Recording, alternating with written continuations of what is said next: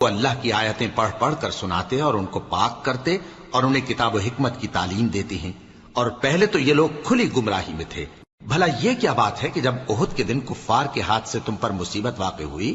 حالانکہ جنگ بدر میں اس سے دگنی مصیبت تمہارے ہاتھ سے ان پر پڑ چکی ہے، تو تم کہنے لگے کہ یہ آفت ہم پر کہاں سے آ پڑی؟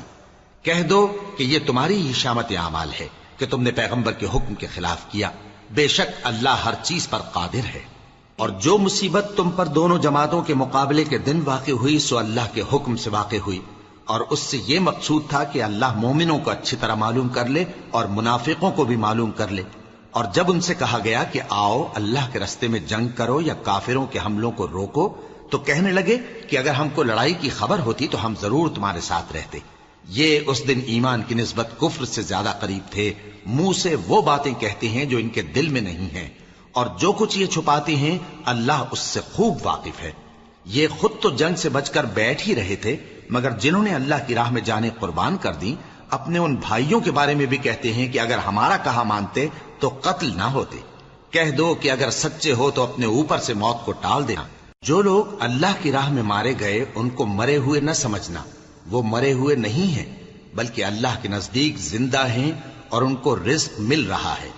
جو کچھ اللہ نے ان کو اپنے فضل سے بخش رکھا ہے اس میں خوش ہیں، اور جو لوگ ان کے پیچھے رہ گئے اور شہید ہو کر ان میں شامل نہیں ہو سکے ان کی نسبت خوشیاں منا رہے ہیں کہ قیامت کے دن ان کو بھی نہ کچھ خوف ہوگا اور نہ وہ غمناک ہوں گے، اور اللہ کے انعامات اور فضل سے خوش ہو رہے ہیں، اور اس سے کہ اللہ مومنوں کا اجر ضائع نہیں کرتا جنہوں نے باوجود زخم کھانے کے اللہ اور رسول کے حکم کو قبول کیا۔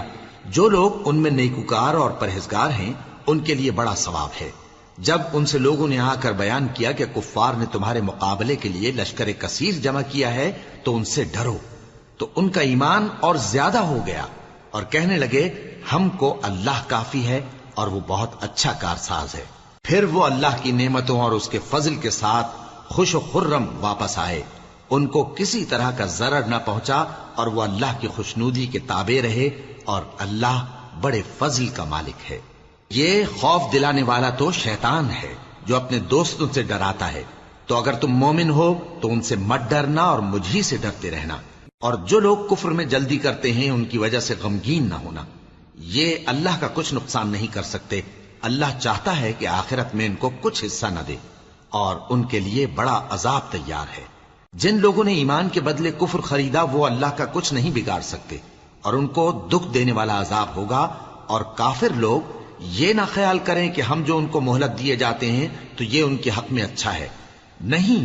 بلکہ ہم ان کو اس لیے مہلت دیتے ہیں کہ اور گناہ کر لیں، آخر کار ان کو ذلیل کرنے والا عذاب ہوگا۔ لوگوں، جب تک اللہ ناپاک کو پاک سے الگ نہ کر دے گا مومنوں کو اس حال میں جس میں تم ہو ہرگز نہیں رہنے دے گا،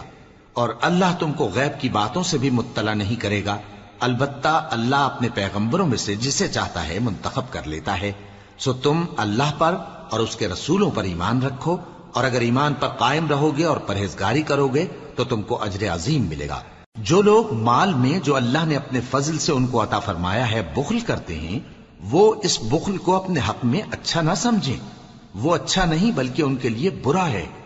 وہ جس مال میں بخل کرتے ہیں قیامت کے دن اس کا طوق بنا کر ان کی گردنوں میں ڈالا جائے گا، اور آسمانوں اور زمین کا وارث اللہ ہی ہے، اور جو عمل تم کرتے ہو اللہ کو معلوم ہے۔